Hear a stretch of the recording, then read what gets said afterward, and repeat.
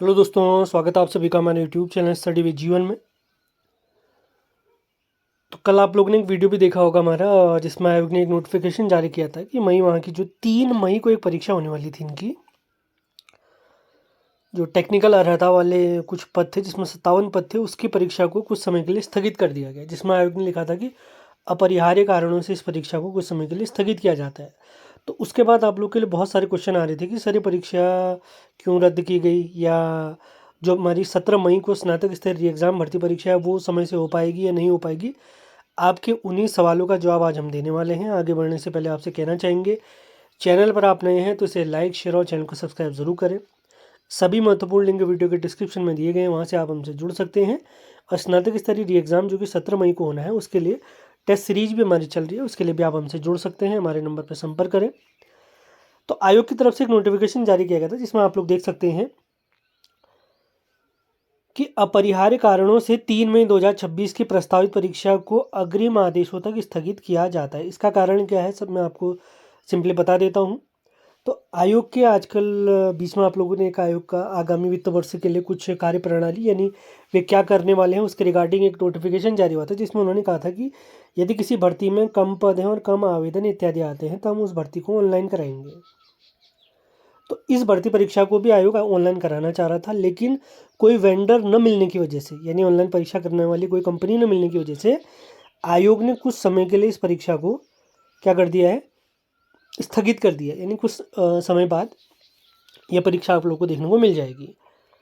अब इसी क्रम में आप लोगों के लगातार मैसेज आते थे, 17 मई की परीक्षा का क्या होगा, वो भी तो प्रस्तावित तिथि थी, वो कोई निर्धारित तिथि नहीं थी। तो बिल्कुल निश्चिंत रहिए, वो परीक्षा बिल्कुल अपने समय से होने वाली है। अब आयोग के अध्यक्ष जी ने इस परीक्षा के रिगार्डिंग क्या बात कही है, जिससे आप सिंपली समझ जाएंगे कि आपने अपनी तैयारी करनी है सत्र के हिसाब से या नहीं करनी है। तो आयोग के अध्यक्ष जी ने क्या है, अब हम उसी को सुनने वाले हैं। 17 मई को प्रस्तावित है। जो आपका ध्यान होगा 21 सितंबर को पहले हुआ था, उसका री एग्ज़ाम होना है। इसमें करीब 1,10,000 के आसपास बच्चे बैठेंगे और उत्तराखंड के प्रत्येक ज़िले में एग्ज़ाम होंगे। पिछले बार जो गलती हुई या जो भी जहाँ पर लापरवाही हुई, जहाँ से गड़बड़ हुई है, उन सब को दोबारा की पूरी समीक्षा की गई है और उसके हिसाब से नई व्यवस्थाओं के साथ नई एसओपी हम लोगों ने बना रखी, हर अधिकारी को किसको क्या करना है, और सभी जिलों को एसएसपी डीएम को भेज दिया हम लोगों ने, उस पर हम लोग काम कर रहे हैं। इसके अलावा काफ़ी एआई बेस्ड हम लोग आपकी सिक्योरिटी करना चाह रहे हैं, आर्टिफिशियल इंटेलिजेंस वाली करना चाह रहे हैं, और लाइव सीसीटीवी देखने की बात भी हो रही है।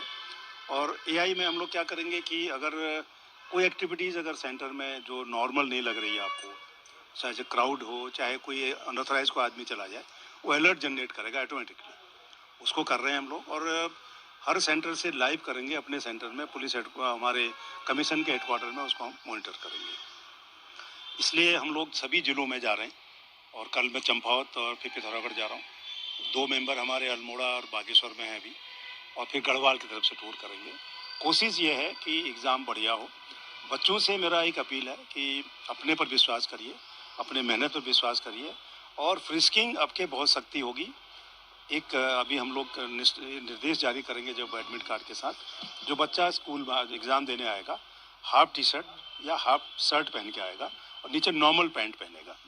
फैंसी पैंट, फैंसी जूते, और इस तरह के जूते नहीं अलाउ होंगे कि आप बिल्कुल एंकल यहाँ पर तक पहन के जाएंगे। सिंपल करेंगे। अगर आप जितना ज़्यादा कपड़ा पहनेंगे उतनी ही आपकी चेकिंग होगी। इसलिए बहुत आसान से हाफ टी शर्ट पहन लीजिए, शर्ट पहन लीजिए, उस तरह का हम लोग इंस्ट्रक्शन जारी करें बच्चों को। और किसी तरह का भी कोई सामान कोई अंदर नहीं जाएगा, अपना सब व्यवस्था बाहर करके आए, बच्चा अपना पेन पकड़े और पेन लेकर के एग्ज़ाम देने आए। पूरी व्यवस्था, पूरी सुरक्षा, पुलिस को क्या करना है सबके लिए दिलदार निर्देश चले गए हैं, एसओपी बन गई है। कोशिश करेंगे कि एग्ज़ाम बेहतर हो, और पिछली वाली जो गलतियाँ जहाँ जिस सेंटर पर हुई वो दोबारा किसी और सेंटर पर ना हो, उसमें वो उस तरह से पूरी तैयारी और जिले को अवेयरनेस।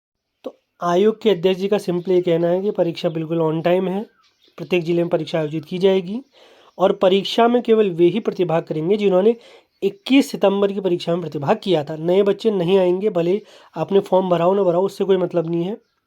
आपने एग्ज़ाम दिया होना चाहिए, तभी आप री एग्ज़ाम में बैठ पाएंगे।